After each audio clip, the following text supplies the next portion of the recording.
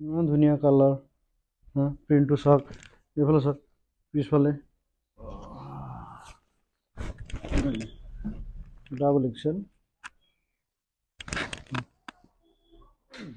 नै बेखौ देखायना हो बेबो एडिडास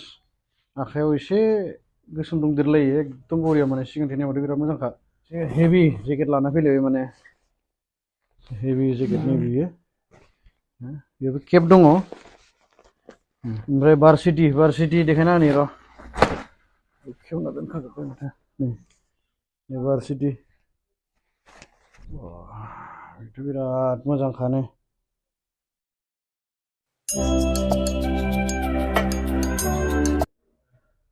हाय लोगोफोर नै गोदान एकदम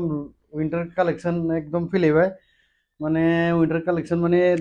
लास्ट भिडिअ जागोन बे विंटारनि हा माने बेनो लास्ट आरो बिनि उनावथ' आरो माबा गैला मा होनो बारा थान्दा जानाय नंला गरम जासिगोन लासै लासै दा माने अयथासार थान्दा जाबाय थादों बे साननैसो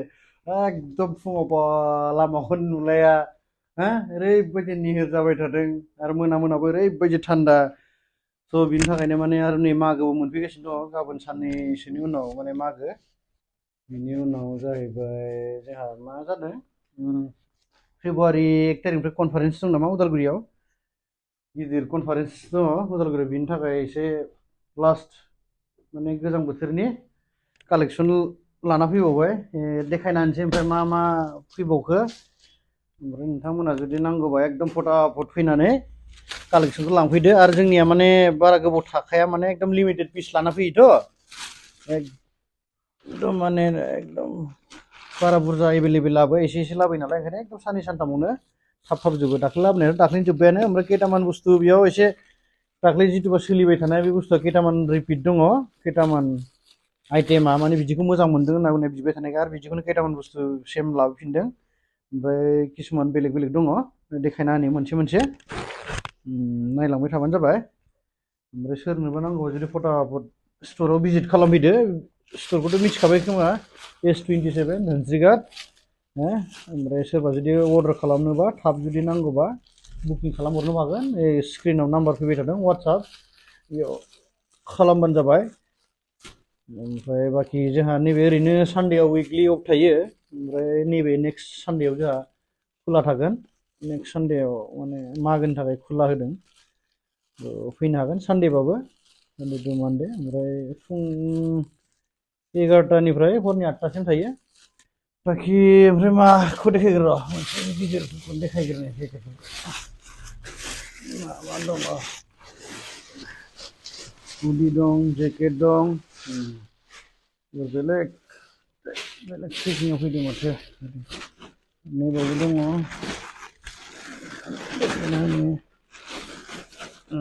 हुडि दङ खनसेनो लखबजोबफिनसैलै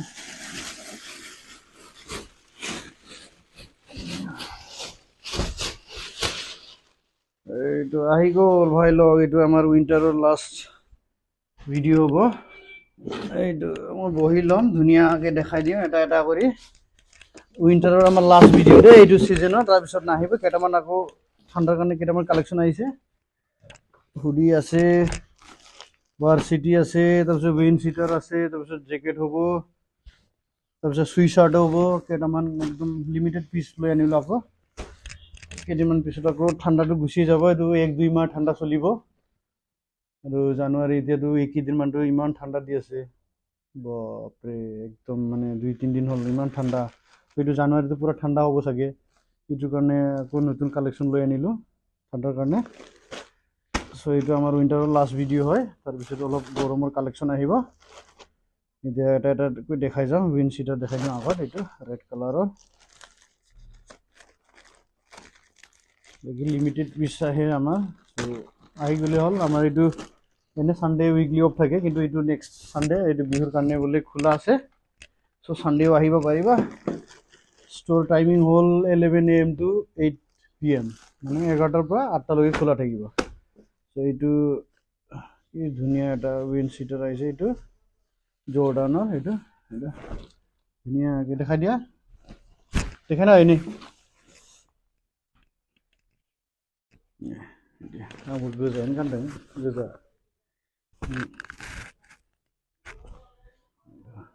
बिदि जागोन साइजआ मोनगोन बे एक्सेल साइजखौबो देखायना हो जेकेटफोरखौ एसे लुसानो गानो बिदि आरो बिदि जाबाय आरो बाखि नैबे डाबल एक्सेल नैबे हवाइटआव नैबेखौ देखायना होनि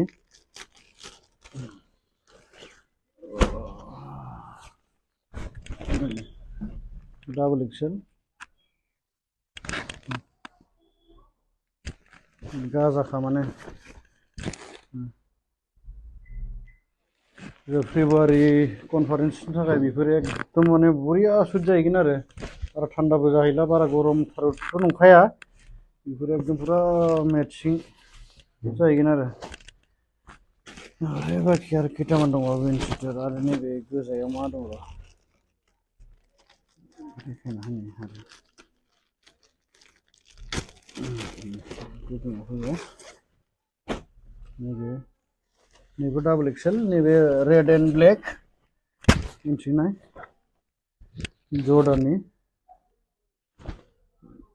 जर्डान का ये डाबल एक्सेल नैबे जे टेग फैगोन टेगानो मोनथाम मोनब्रै गाहामखा एकदम अरिजिनाल क्वालिटी एकदम प्रिमियाम एकदम बरिया साइजआबो जि मोजां सिङाव नै राइस नेट सिङाव नैबे केप गैया आरो बेफोरो बेखौ देखायना हो बिराद मोजां मोनसेफोर गाननायना देखायनांगौ नामा ओमफ्राय आरो नैबेयो मा बेखौ देखायनानै नैबे केप गोनां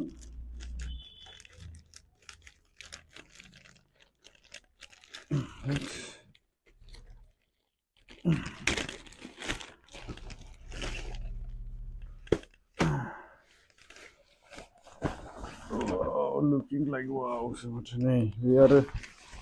नै बेबो जर्डाननि नैबे केप दंलायो बेयाव केप दङ केप गोनांबो दङ नैबे हाफ चेन जागोन ओमफ्राय बेबो साइजआबो मा एक्सेल डाबल एक्सेल बियो डाबल एक्सेलबो जागोन एक्सेल आरो डाबल एक्सेल एभेलेबेल ओमफ्राय खिन्थु कालारफ्रा लिमिटेड जागोन आरो पिसफ्राबो लिमिटेड जागोन ओंखायनो थाब फैदो लोगोफोर नामा नै गाबोन समफोर आरो बे मागोआव गाननो थाखायबो जागोन बरियानो केपबो दंखायो बेखौ गाननायना देखायनांगौ नामा लोगोफोर बे माने डाबल एक्सेलबो दङ बे आं एक्सेलखौ गानदों आरो ना एक्सेलखाय माने एसे सर्ट जादों नामा खिन्थु बडियालाय पुरा पारफेक्ट पुरा फिट जादों बिराद मोजांखा नाथाय इउनिक माने एकदम नै केपबो दङ डाबल एक्सेल फिसानि थाखाय एक्सेल गिदिरनि थाखाय डाबल एक्सेल बेखौ लानो हागोन कालाराबो बरिया पकेटबो दङ केपबो दङ नै हाफ चेन जागोन आरो बिनि सायाव नै बटन जागोन मार्गावाखै आरो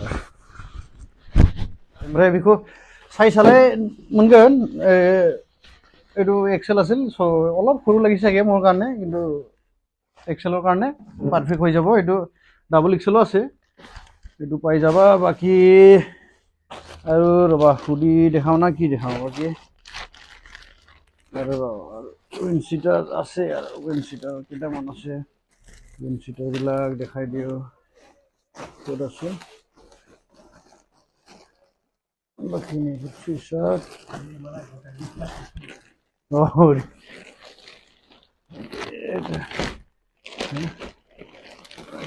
আহিছে আমাৰ এনেকৈ আহিছে এইটো উইনচিটাৰ এইটো হ'ব नैबे जागोन मटर स्पट नै टेगफ्रानो मोनथाम मोनब्रै फैखायो पुरा देखायनाय टेगखौ पुरा बुङा एकदम अरिजिनल ब्रेन्ड बेफोरो नै रेडआव ब्लुआव पुरा सिम्पलावनो बिराद बरियाखा बे जागोन ओमफ्राय आरो नैबे दङ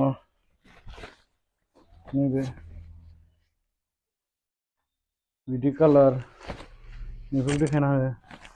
कालारा बहुत दं खिन्थु गोजा एसे एसे मिक्स जाजोबगोन आरो लोगोफोर बहुत दङ कालेक्सन नोंसोरमोना एसे थाबनो फैदो लास्ट विन्टार कालेक्सन इन्जय खालामफैदो लांनानै ओमफ्राय भार्सिटि देखायना होनि र' खेवना दोनखाजोब्बाय माथो नै भार्सिटि एकदम अरिजिनेल ब्रेन्ड माने नै टेगफोरखौ नाय लग'फोरखौ नाय लग'आ बिराद मोजां माने बेखौ बहुत गाननो हागोन जेन्टस लेडिस बिदिनो बिदिनो नैबे आरो जर्डाननि केप गोनां बे बिदि दङ भार्सिटि पल'नि माल नै बेफोर दङ पल'नि नैबे आरो नै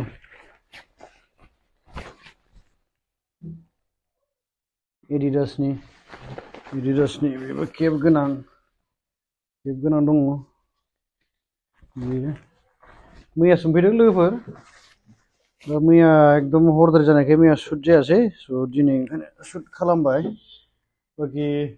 नैबाव मोनसे होनाय दङ बेबो एखेयानो दहायसो होदों बेबो सेमानो नै बेखौ देखायना हो बेबो एडिडास आखायाव एसे गोसोम दंदेरलायो एकदम बरिया माने सिगांथिं नायबाथाय बिराद मोजांखा बरिया जागोन बेफोरबो थाब फैबानो जाबाय बाखि जोंनि इन्सटाग्राम पेजखौ फल' खालामदो इन्सटाग्रामाव थाब भिडिअफोरखौ लेटेस्ट भिडिअफोरखौ नुबाय थागोन गोदान आइटेम मा फैयो मा फैया बेफोरखौ नुबाय थागोन ओमफ्राय फेसबुक पेज दं बेखौ फल' खालामनांगौ जाबाय चेनेल दङ चेनेलखौ साबस्क्राइब खालामना हो आपडेट नुगोन आरो स्क्रिनावथ' नामा फैखागासिनो दं खोमा वाट्सएप मेसेज खालामबानो जाबाय बाखि बुकिं खालामनो ना अनलाइन खालामनो जेरावखि जाया स्क्रिनशट मारिनानै अर्डार खालामहरबानो जाबाय ओमफ्राय जायगा लायै जायगा सानथाम सानब्रै सानबानि गेजेराव माने डिलिभार्ड न'आव जाहैगोन आरो खिन्थु प्रिपेड जागोन अर्डारा प्रिपेड खालामबानो जाबाय मोनगोन बाखि ओमफ्राय एसे एकदम गुदुंथार दाख्लै एकदम बिदि जेकेट आरो नांबावगोन होनना बुंनायखाय नै बिदि एसे हेभि जेकेट लाना फैलायबाय माने हेभि जेकेट नै बियो बेबो केप दङ सेननि क्वालिटिया जोंनिया बिदि जायो सेननि क्वालिटिया ओरैबायदि मोजांखा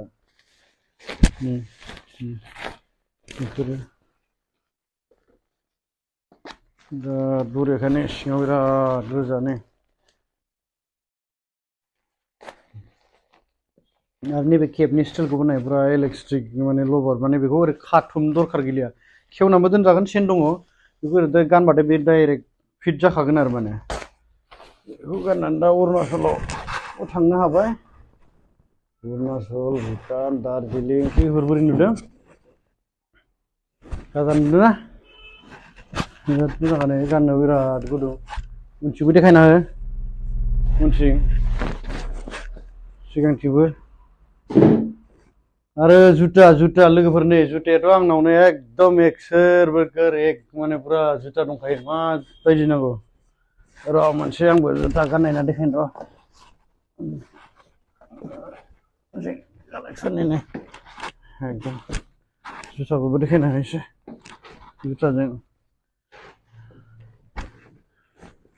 जुताजों जेकेटजों मिलायदोंना मिलायाखै हा बिदि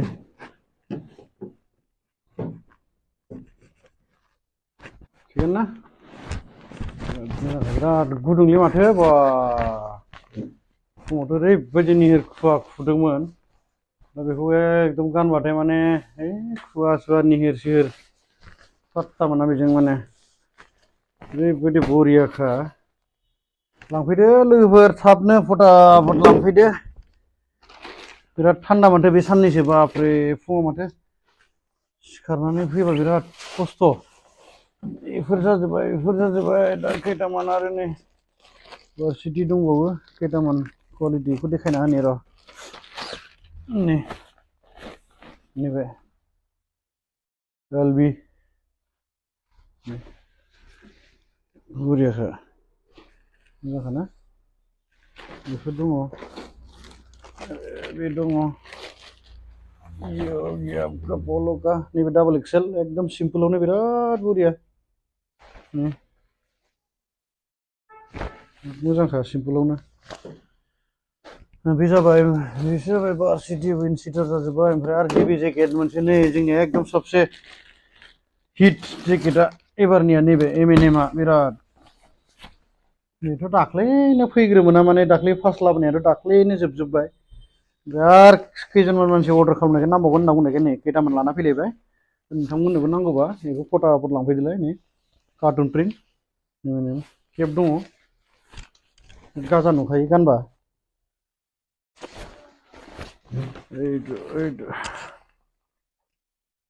आरो सिङावबो देखायना होनाय फुरा नै बेबायदि गुदुं माने बेलभेट फुरा सिङाव ओरैबायदि मोजांखा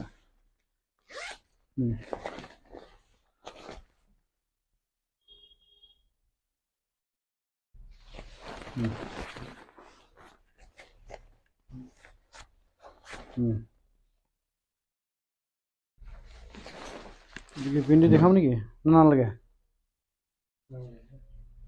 नांलाया ना दे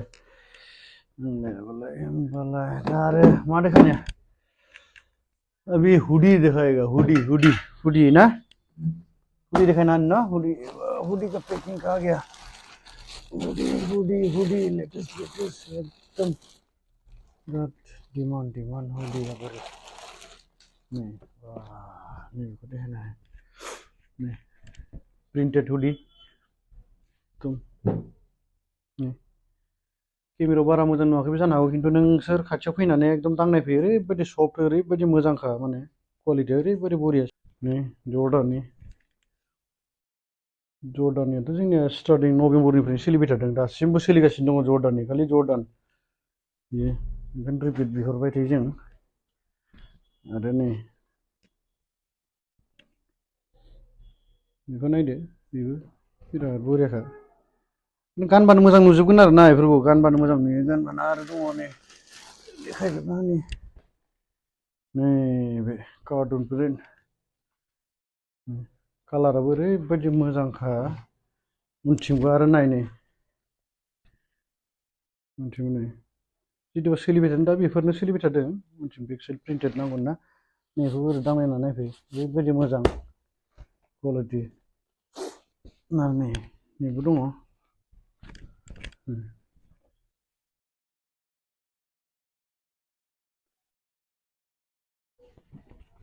याला देखाओ थोड़ा अच्छा से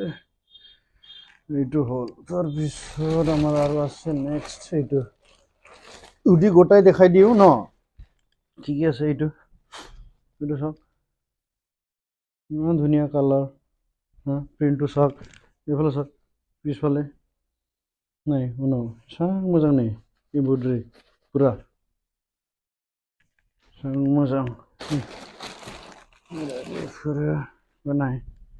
नै H&M नि एकदम अरिजिनल ब्रेन्ड बेफोरो एकदम क्वालिटिया बिराद मोजांखा नै बिथिं प्रिन्ट जिथुबा दा सोलिबाय थादों एकदम लेटेस्ट ट्रेन्डिं जिथुबा सोलिबाय थादों बेफोरनो हुडिया प्रिन्टेड गोनां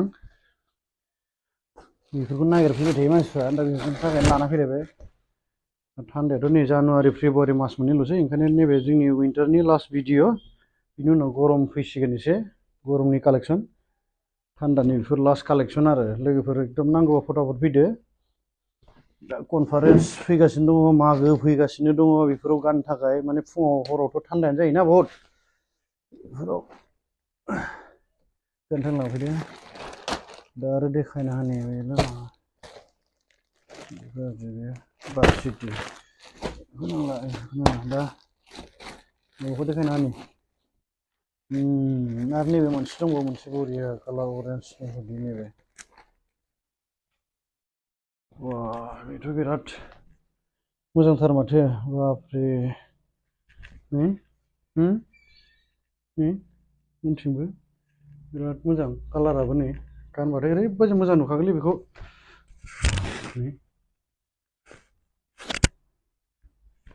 बरिया क्वालिटि साइजआ मा बेयो एक्सेल पारफेक्ट साइज नै टेगानो मोनथाम मोनब्रै फैयो एकदम अरिजिनल क्वालिटि फटाफट स्ट'राव भिजिट खालामफै लोगोफोर फुंनि 11टानिफ्राय हरनि 8टासिम एभेलेबेल अनलाइन बुकिंबो खालामहरनो हागोन लिमिटेड फिसफोरा माखौ नांगौ सेलेक्ट खालामनानै फटाफट खोन्थाहरबानो जाबाय जों पेक खालामनानै दोननो हागोन बरियानो बाखि दा खैटामान सुइसार्ट देखायना होनि सुइसार्ट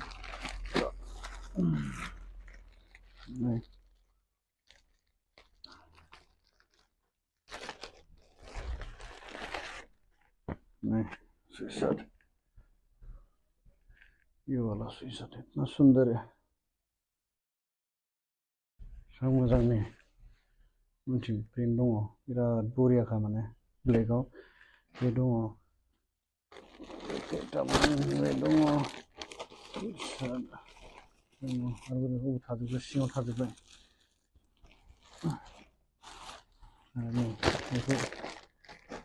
बेखौ देखायनानै र' नै व्हाइट बेथ' बिराद मोजांखानो बेखौनो उनथिंबो सिम्पोलैनो नै डिजाइन बेखौ गाननानै देखायनि हा सुइसार्ट माबायदि नुयो नायनाला नैबे आखायावबो टेग दं नै एसे प्रिन्ट जागोन नैबेयाव बरिया नै आं गाननानै देखायनि हा बेखौ गांसे लास्ट बेखौ देखायना हो नै गुफुराव व्हाइट बिदि ओमफ्राय उनथिंखौ देखायना हो एसे उनथिंखौ माबायदि नुदों नै गालायाव देखायना हो जुथायाबो दंखायो आंनियावनो लोगोफोर माबायदि जुथा नांगौ हो जुथायाबो गोदान गोदान कालेक्सन मोनफैबाय थायो देखायना हो जुथाफोरखौबो एसे देखायना हो नै नैबे येल्ल'जों पुरा एकदम एसे मेट्च जादोंना लोगोफोर बिदि मेचिं खालाम नोंथांमोना गानहैनो हागोन आंनियावनो फै सब दंजोबो जुथा दङ जिन्स दङ ट्रेक पेन्ट जागोन ओमफ्राय sweatshirt shirt half shirt T shirt दङ एडिडासनि पुमानि 1.8नि एकदम मोजां मोजां टि शार्ट दङ टि शार्टबो लांफैनो हागोन ओमफ्राय आरो मोनसे खोथा लोगोफोर एकदम जा लेडिसफोरनि ब्लेजारबो दङ दा ब्लेजार दाख्लै लाना फैनाय ब्लेजार दङ दा कनफारेन्सनि थाखायबो मागोआव सोरबा गाननोबा बा दा जेनेबा हाबा सिजोन हाबाफ्रावबो गाननो हागोन एकदम मोजां मोजां ब्लेजार दङ खैटामान आं देखायना होनि र' ब्लेजारखौ नै ब्लेजारा जोंहा नैबे हाफ कालार मोनगोन साइज जागोन एक्सेल आरो डाबल एक्सेल एलबो दङ अबेबा अबेबा नैबे हाफ ओमफ्राय नैबे जाहैबाय फुल बेबो एक्सेल डाबल एक्सेल जागोन नै पुरा बेलभेटनि माने ओरैबायदि मोजांखा नै एकदम बेलभेटनि आरो नैबे जागोन मोनसे नै बे दङ बेबो हाफ आरो नै पियर बेलभेटनि कालारा बिराद मोजां आरो नै नैबे गोदोनायाव मा होनना बुङो बेखौ बे एक्सेल साइजआ ओरैबायदि स्टाइल प्लास गुदुं आराम मोनगोन आरो बिराद बरिया दा बेफोर जानुवारि फेब्रुवारिनि थाखाय आरो हाबाफ्रावबो गाननो हागोन बा मोना फुङाव दा आरो कनफारेन्सफ्राव गाननो हागोन मागोआव गानना बेरायनो हागोन ओमफ्राय बेखौ नै सुइसार्ट दङ गोसोम बहुत कालारनि दङ नैबे मोनसे दङ प्रिन्टेड सब प्रिन्टेड जाजोबगोन दा जिथुबा सोलिबाय थादों जों सोलिबाय थानाय मालसो लाना फैयो हो स्टकआव मोजां खिन्थु बारा गोबाव थाया थाबनो जोबबाय थायो ओंखायनो जों थाब बेलेग गोदान सोलिबाय थानाय बुस्थुखौ लाना फैयो आरो ओंखायनो नोंथांमोनहा नांगौबा थाब फैबानो जाबाय बाखिथ' आरो खैटामान बहुत दंबावो माने भिडिअ'बो गोलाव जागोन ओंखायनो नोंथांमोना स्ट'राव फैनानै भिजिट खालामफैदो स्ट'राव फैदो जोंहा माने नैबे नेक्स्ट सानडेआवबो माने मागोनि थाखाय खुला होदों ओरैनोथ' नङाबा उइकलि अफ जायो सानडेआवबो खुला थागोन ओमफ्राय मानडे टु सेटारडे सानडेथ' खुलाखायानोसै ओमफ्राय नेक्स्टआव बन्द' जागोन खिन्थु नैबे मागोनि थाखाय खुला जोंहा टाइमिंआ जाहैबाय 11टानिफ्राय हरनि 8टासिम ओमफ्राय जायनो अनलाइन नांगौ स्क्रिनाव नाम्बार फैबाय थाखादों बेयाव वाट्सएप खालामना होबानो जाबाय अर्डार खालामना हरबानो जाबाय बुक खालामहर बा पार्सेलबो हरगोन जोङो प्रिपेड अर्डार जेरावखि थाया मानो नोंसोर वाट्सएप खालामहरबानो जाबाय बा ओमफ्राय इन्सटाग्राम फेसबुक पेजखौ फल' खालामबाय था होमबानो बेयाव लेटेस्ट जोंनि गोदान भिडिअ नुबाय थागोन जुथानि नायनो जिन्सनि पेन्टनि ओमफ्राय दा आरो लास्टआव मोनसे सबसे जोंनि स्ट'रिनि दा जाय इन्सटाग्राम फल' खालामदों आंखौ बेथ' नुखाबाय थादों खोमा सर्ट भिडिअ रिल्स बानायबाय थादों जिथुबा ट्रेन्डिं जिथुबा जोंनियाव दा बर्थमान जेकेट सोलिबाय थादों बेखौ देखायना होनि मोनसे एकदम